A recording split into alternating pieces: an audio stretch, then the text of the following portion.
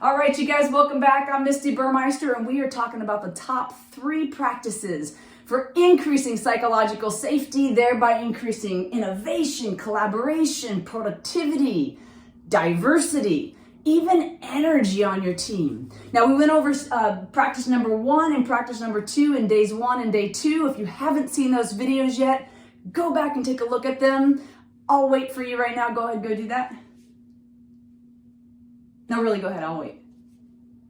All right, cool. Let's dive into the third critical practice for increasing psychological safety. Now, if you remember, practice number 1, expose your vulnerabilities. Remember that imperfection creates connection. Connection leads to psychological safety. All right, practice number 2, learn their stories. Remember that we always feel safer with people who we feel like really know who we are.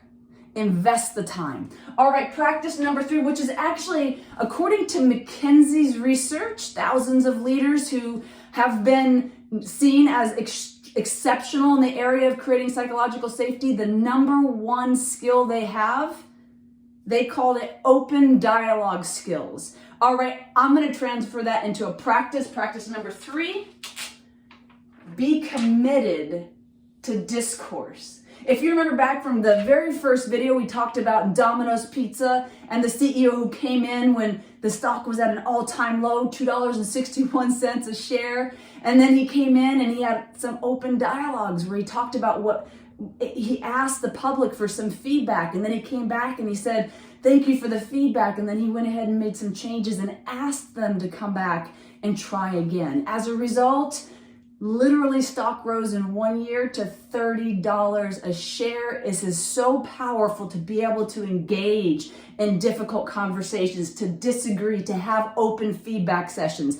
Now, this practice, it requires that there are some norms that are established. These are rules of engagement, if you will. These are things like no cutting people off and zero tolerance for gossip, or all ideas are heard and appreciated, right? So the leader leads the example in this way. So on your team, do you bring your team together to talk about like what's not working or what might work better, and then really listen to what it is that they're saying and make changes as a result? The more you do this, the more the folks on your team and in your organization will feel absolutely safe to bring their full self, their creativity, their ideas, to challenge, to make the product, the service, the company better for the customer.